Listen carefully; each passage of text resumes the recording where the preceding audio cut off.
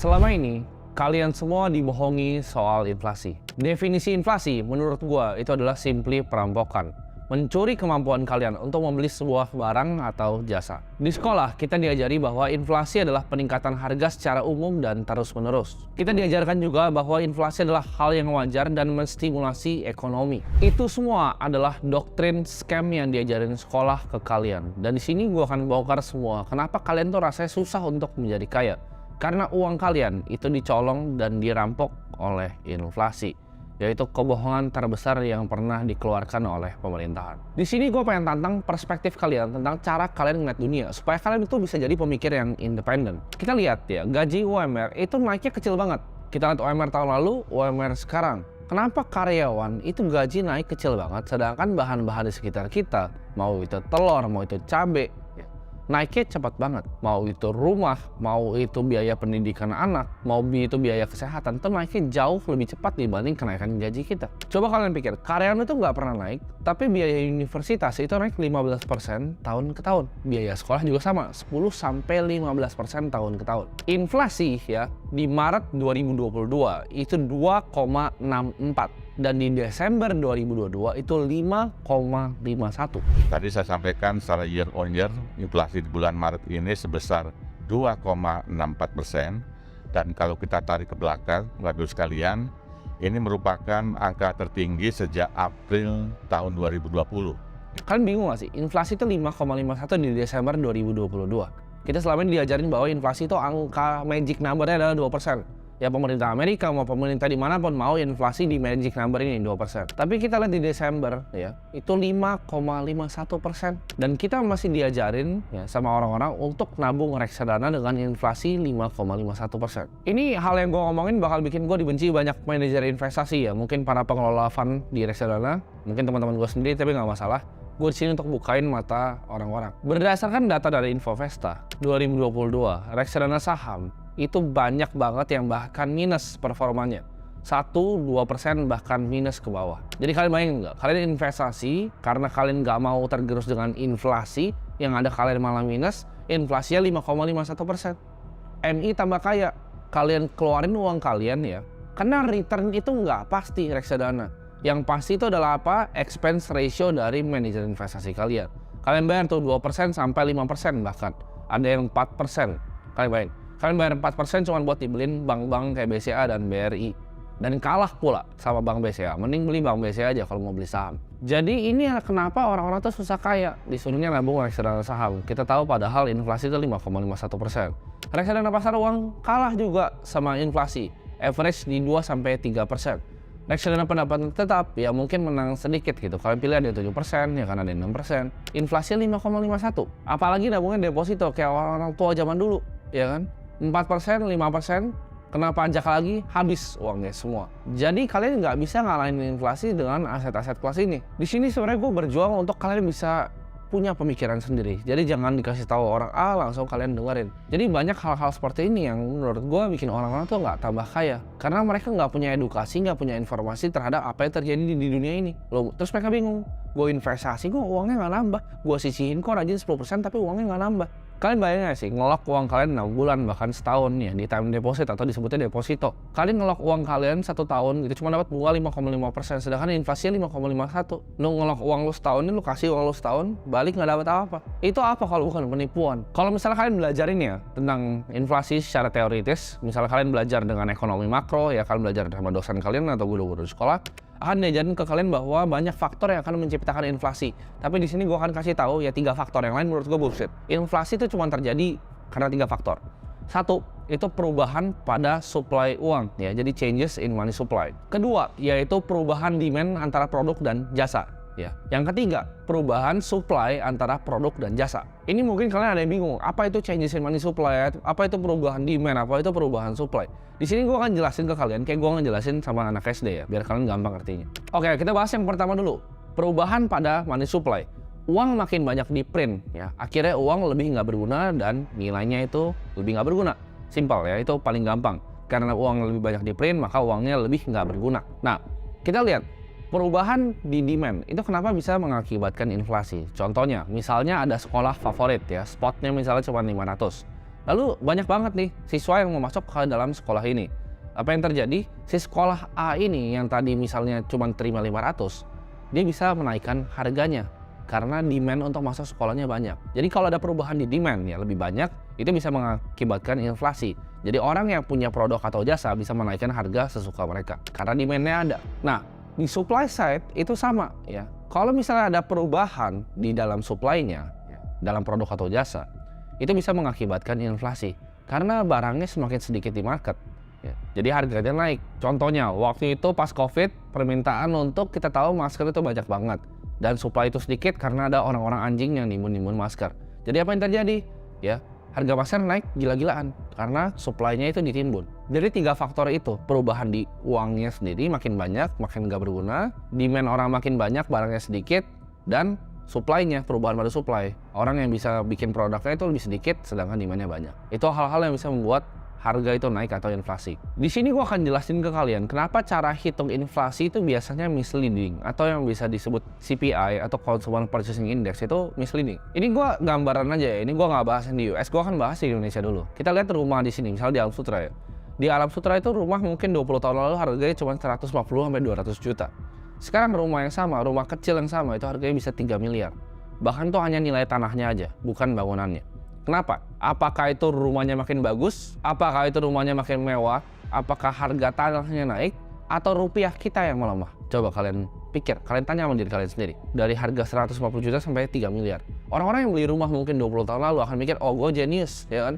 Gue pintar banget, gue bisa beli rumah, cuan. Jadi dia ngajarin semua anaknya untuk beli rumah. Kita cicil ke bank, kita bayar KPR, kita bayar bunga berkelanjutan ke bank sampai mampus. Karena dengan ekspektasi akan hal yang sama akan terjadi. Itu bukan rumahnya yang tambah bagus, bukan rumahnya yang tambah mahal, tapi rupiah kita yang sebenarnya melemah. Mata uang kita yang kita pegang itu yang melemah. Inflasi itu banyak dihitung ya di US pakai CPI atau Consumer Purchasing Index. Simpelnya, CPI itu adalah sebuah basket ya, indeks antara produk dan jasa yang digabung untuk membentuk sebuah angka yang waktu itu sempat sampai 9,1%. Tapi menurut gue ini misleading dan datanya ini dibuat-buat. Kenapa? Karena ada 2 faktor yang nggak dimasukin. Yang pertama itu adalah housing market, ya, perumahan. Dan yang kedua adalah healthcare atau kesehatan. 2 ini nggak masuk ke dalam basket CPI. Kalau masuk mampus itu nggak 9,1. Ini buat konteks ya, kita tahu di Indonesia ya millennials ataupun Gen Z yang pertama kita mau coba kerja, mungkin udah fresh graduate ya kan, bahkan ada yang sampai level mungkin manager, bahkan ada yang kerja di misalnya Big Four consulting firm gitu. Tapi kita tahu apa yang terjadi, mereka semua sama-sama nggak bisa beli rumah. Dari yang UMR sampai yang kerja di consulting firm itu semuanya nggak ada yang bisa beli rumah. Kenapa? Karena harga rumah sudah tidak masuk akal di Indonesia. Harganya sudah terlalu tinggi. Nah ini kalian mungkin akan dapat sedikit hint nih ya. Gue kasih hint ya. Pada tahun 1971, pas gue selalu bilang ya, Presiden Richard Nixon itu lepasin US dollar dari gold standard, yaitu di saat fiat itu udah floating aja, udah sampah gak ada gunanya. 1971, ya, harga rumah di Amerika itu 2,5 kali dari income tahunan. Ada yang tahu nggak angka itu 2022 terakhir itu berapa? Kan 2,5 kali tuh ya, 2,5 kali dari gaji tahunan. Misalnya gaji tahunan itu let's say on average $60.000. Jadi harga rumah itu biasanya $120.000. Sekarang ya, itu bukan 2,5 kali di US, tapi 7 kali dari income tahunan. Kalian pikir nggak? Orang udah nggak bisa beli rumah di Amerika, sama. Jadi ini deritanya nggak cuma di Indonesia. Di US orang udah nggak bisa beli rumah karena harganya udah terlampau amat mahal. Nah kan di US 7 kali, kalau di Indo ada yang tahu nggak berapa kali? Nah itu kali tahu sendiri aja. Dari gaji rata-rata orang ya sama rata-rata harga rumah itu berapa kali sih dari income tahunan orang Indonesia? Berkali-kali lipat, dan itu nggak masuk akal lagi. Lu mau nyicil 20 tahun dengan bunga berapa? Bisa mampus itu nyicil kayak gitu. Itu cara paling cepat untuk jadi kalian miskin. Dan itu yang didoktrin sama orang tua kalian sendiri. Nggak boleh nikah kalau nggak beli rumah ya kan. Kalau belum beli rumah nggak ada tempat. Ya. Itu belajar dari mana? Ya. Harus punya rumah. Sewa aja nggak ada masalahnya kok. Emang kenapa kalau kalian sewa? Gitu. Jadi kalau duit kalian belum bener-bener banyak, kapan lu beli rumah? Jadi banyak hal-hal kayak gini yang diajarin orang untuk bikin orang tuh makin miskin. Salah satunya adalah beli rumah. Lu nggak tambah kaya kok dengan beli rumah. Itu uangnya melemah, bukan rumah lu yang naik harganya. Ya. Jadi rumah itu cuma capital gain 3-4%.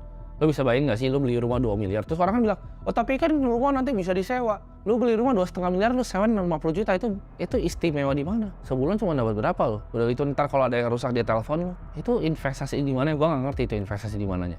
Kecuali lo mau ngomong lo bangun real estate itu kayak lo ada added value, lo bikin beach club kayak lo bikin misalnya office building, ya kan? Lo sewain office.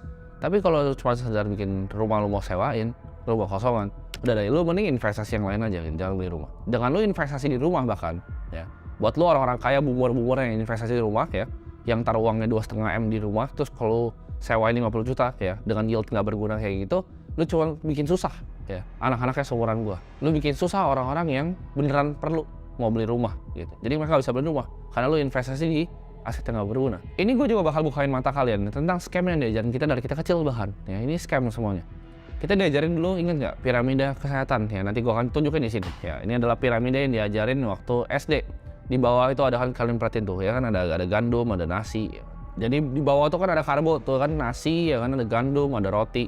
Di atas itu ada buah tuh kan situ, terus ada buah, ada ini lagi kalau gue nggak salah sayur gitu kan. Di atasnya itu ada daging sapi ya kan, ada poultry, ada susu, ya ada keju, ya ada yogurt juga. Dan paling atasnya ada lemak, ya ada minyak dan lain-lain. Kalian tahu nggak itu siapa yang bikin? Scam ini siapa yang bikin? Kalian pasti ingat diajarin pas SD. Piramida ya kan, piramida makanan. Ini gue ngasih tau ya, pemerintah tuh selalu nyalain orang. Kalau misalnya harga barang tambah mahal, mereka nyalain orang. Padahal itu mereka yang bikin. Jadi kan kita tahu, gue jelasin tadi Consumer Purchasing Index atau CPI itu adalah basket dari sebuah produk dan jasa. Nah kita balik lagi nih ke tahun favorit gue selalu, 1971, di mana uang itu dilepas dari emas ya. Jadi uang dulu di-pack sama emas, sekarang dilepas, dolar tuh free floating sendiri. Waktu itu kita tahu CPI itu naik ya, dan CPI itu paling penting di CPI apa? Ya itu biasanya basket makanan. Cara turunin gimana? Gimana caranya dia dorong itu turun CPI-nya. Ini lu boleh cari di buku sejarah, lu boleh cari di Google ya. Jadi Presiden Richard Nixon waktu 1971 itu pilih Secretary of Agriculture, itu namanya Earl Butz ya. Dan Earl Butz ini yang merevolusi waktu itu ya, piramidanya dia yang buat waktu itu piramidanya. Jadi policies yang dikasih nih sama Earl Butz ya, ditambah suku bunga rendah waktu itu yang mengakibatkan itu booming petani. Jadi mereka untuk ekspansi ya, mereka punya lahan, mereka banyak pakai hutang untuk produksi. Jadi wheat itu waktu banyak banget diproduksi ya. Bukan wheat ganja ya, WHEAT ya, wheat. Mereka itu para farmers pakai hutang gede-gedean untuk men-scaling operasi mereka. Jadi apa yang dilakukan adalah mereka bikin piramid itu untuk grains itu ditaruh di bawah. Jadi urutannya nggak pernah gitu, itu nggak pernah ada urutannya sebenarnya. Tapi mereka bikin ada urutannya ya, grains, wheat ya kan. Roti itu mereka taruh sengaja di bawah karena waktu itu produksinya masif dan itu harus dikonsumsi. Kalau produksinya masif dan itu dikonsumsi, ya ada harganya turun. Dan berhasil ya, si Earl Butz ini berhasil untuk turunin harganya itu yang di piramid bawah. Apa yang terjadi? Basket CPI itu turun akhirnya karena policies yang dibuat mereka digabung sama suku bunga rendah. Ini adalah kenapa orang yang didoktrin sama sistem edukasi itu nggak akan ngerti hal-hal ini. Ini udah diprogram di otak kita dari kita kecil, bahkan piramidnya, inflasi itu nggak masalah gitu. Inflasi itu perampokan, bangun. Kita mesti jadi pemikir independen buat mikir kenapa gaji gua nggak naik ya. Ini gila banget, harga barang naiknya gila banget gitu. Kenapa ya inflasi itu dibilangnya cuma 5%? Padahal kita tahu harga rumah naiknya nggak segitu. Sistem keuangan dan moneter dunia ini itu rusak. Kita bayangin nggak sih, 2021 itu di print 40% US dollar yang beredar. 40%. Ya, jadi faktor pertama yang gue bilang tadi, itu udah terjadi. Waktu itu orang bilang, oh nggak akan inflasi. Lu lihat sekarang kemarin CPI sampai 9,1. Itu no brainer gitu. Dengan lu ngeprint uang sebanyak itu pasti ada dampaknya. Karena yang pertama gue bilang tadi, changes in money supply. Itu yang paling berdampak pada inflasi. Karena uang US dollar itu nggak ada backingannya, nggak ada emasnya di belakangnya. Itu cuman kertas ya. Fiat itu cuma kertas yang nggak berguna. Kalian bisa bayangin nggak sih kalau hidup di dunia ini sebagai orang miskin? Udah kalian tahu nih kertas ini nggak ada gunanya, cuma di print dari angin. Kalian nggak bisa punya bahkan kertas.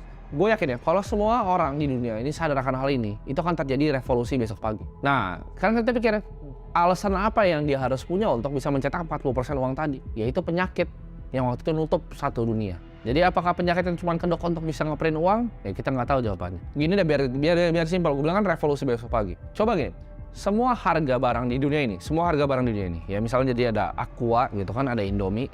Aqua sekarang sama 10 tahun lalu itu ada harganya tuh. Jadi ditempel ada labelnya. Harga sekarang berapa, harga 10 tahun lalu berapa. Sama bakso, lu belanja bakso di Bangkoknya ada harga sekarang berapa, 10 tahun lalu berapa. Rumah juga sama, lu lihat ruko tuh harga sekarang berapa, 10 tahun berapa. Itu menurut tuh nggak ada yang mau Indonesia besok pagi. Demo itu rusuh semua. Mereka akan kaget. Anjrit, itu uangnya jauh banget gitu loh. 10 tahun lalu kok segini, sekarang segini. Uang gue nggak ada artinya dong kalau gue nabung. Jadi apakah pertanyaannya ya investasi di saham, di reksadana ya. Saham beberapa bisa lah ngalahin inflasi. Reksadana ya, apakah bisa ngalahin inflasi? Emas apakah bisa ngalahin inflasi? Deposito apakah bisa ngalahin inflasi? Surat hutang negara bahkan apakah bisa ngalahin inflasi? Jawabannya tidak. Inflasi real berapa? 5%? Yakin. Itu bahkan yang dikasih sama pemerintah, yang ditaruh itu 5%.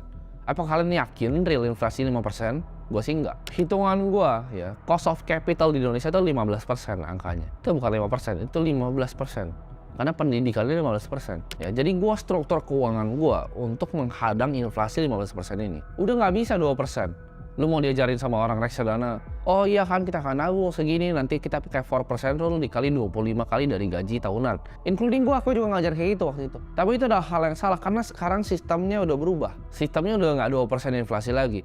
Lu 4% lu gimana caranya ya? Lu ngambil 6-7%, ya 4% lu tarikin, itu miskin lu kalau tarik 4% sekarang. Karena inflasinya, real inflasi cost of capital ya, itu adalah 15%, bukan 2% lagi. Nah, jadi gamenya adalah gimana caranya kita bisa ngalahin hurdle rate itu ya. Cara lu ngitung discounted cash flow sekarang udah berbeda, risk free rate-nya udah nggak kayak zaman dulu. Kalau kalian lihat orang cuan di saham 10%, 15%, it's very good return. Susah banget untuk dapetin 10-15% di saham. Tapi apakah mereka tambah kaya? Enggak. Ya mereka tuh sama sebenarnya sama cost of capital. Kalian perhatiin ya, growth-nya saham 10-15% sama growth-nya M2 money supply. Itu sejajar. Jadi apakah mereka tambah kaya? Enggak. Orang ngeliat mereka tambah kaya karena orang-orang ini semuanya tambah miskin. Mereka aja mas stay ya dengan uangnya sama tubuhnya. Mereka nya stay sejajar. Lu pada nggak investasi ya makin miskin. Jadi investasi di saham itu nggak bikin kalian makin kaya. Itu bikin kalian sama dengan pace inflasi. Tapi yang lain semuanya makin miskin. Karena compounding interest itu bekerja dua arah. Kayak pedang mata dua. Itu bisa ke atas dan bisa ke bawah. Maksudnya apa? Kalau kita hitung bunga majemuk 15% cost of capital tahun ke tahun, setiap 3 tahun uang lu setengah. Kok setengah bukan yang 40%, itu bunga majemuk, lu pelajarin. 15% tahun ini, 15% tahun depan, dari 15%-nya, dari 15% lagi dari 15% yang sebelumnya. Itu 50% ke atas. Uang kalian dalam 3 tahun itu tinggal setengah. Nah kalau gue umumin gitu ya, orang panik semuanya. Tapi kalian nggak lihat tuh harga barang-barang kalian. Kalian nggak lihat harga makanan kalian. Kalian nggak lihat harga cabai. Kalian nggak lihat harga universitas. Itu 15% naiknya semuanya. Tinggi banget per tahun. Dan lo ekspektasi lo mau jadi kaya dengan kayak gini investasi ya, nggak bisa ya. Jadi kalau lo ibarat punya uang nih 10 juta tahun ini, 3 tahun lagi tuh harganya jadi 5 juta. Soalnya lo nggak sadar aja. Terus kenapa rasanya nggak bisa kaya-kaya? Karena itu lo nggak ngerti ya. Jadi hurdle rate itu 15%. Carilah aset yang bisa ngalahin 15% itu. RDPT bahkan reksadana saham itu nggak akan ngalahin scam inflasi ini. Lo kalau jadi orang Argentina ya, lo beli Argentina peso gitu kan. Terus lo jadi orang di sana, yuk kita kerja keras, kita nabung. Kita nabung di surat hutang negaranya Argentina. Apa yang terjadi? Lu miskin, mampus, devaluasi. Currency lu 50 kali ke bawah. Mampus lu bener-bener kalau tinggal di Argentina dan lu nabung surat hutang. Karena currency lu nggak ada artinya. Nah, kita butuh solusi lain. Hal inilah yang bikin pemikiran gue mikir gitu. Gue butuh aset kelas alternatif. Karena gue jujur gue di saham cuma 22% waktu itu tahun ke tahun. Ya gue sedikit di atas inflasi, 7% di atas inflasi. Tapi apakah gue mau 7% terus jadi kaya? Gue butuh lebih. Gue butuh mungkin 24%, gue butuh 30%. Ya, atau 28% atau 25%. Nah dari video ini yang gue harap dari kalian mulai mikir ya, jadi kalian bisa keluar nih dari sistem perbudakan modern gue sebutnya. Jadi dunia ini tuh sistem perbudakan tapi modern. Kalian nggak ngerasa dibudakin tapi kalian sebenarnya dibudakin. Gaji pas-pasan terus bayar cicilan sampai pusing gitu kepala. Setiap hari mikir harus kerja, harus bayar cicilan. Karena kalian nggak ngerti ini sistem keuangannya. Game yang kalian mainin kalian nggak tahu aturannya seperti apa. Kalian jangan mau lah dibullshit-bullshitin lah. Jadi anak muda tuh mental health lah, mental tempe lah, mental inilah. Kita harus kerja keras ya. Hidup itu bukan kompetisi lah. Itu siapa yang ngajarin kalian hidup bukan kompetisi ya, waktu inflasi 15%? Di suatu lomba contohnya. Kita sebut apa emang orang yang kalah? Pemenang kah? Ya, winner. Kita sebutnya loser kan, suatu kompetisi. Dan ini kompetisi yang sama. Dunia ini adalah kompetisi dari sebuah kapitalisme, sebuah sistem kapitalis. Ya. Siapa yang kalah dari perlombaan sistem kapitalis? Ya pecundang, loser. Jadi jangan jadi pecundang lah di hidup ini. Kita harus belajar untuk jadi pemikir yang independen dan punya opini sendiri. Nggak gampang didoktrin sama media ataupun edukasi scam.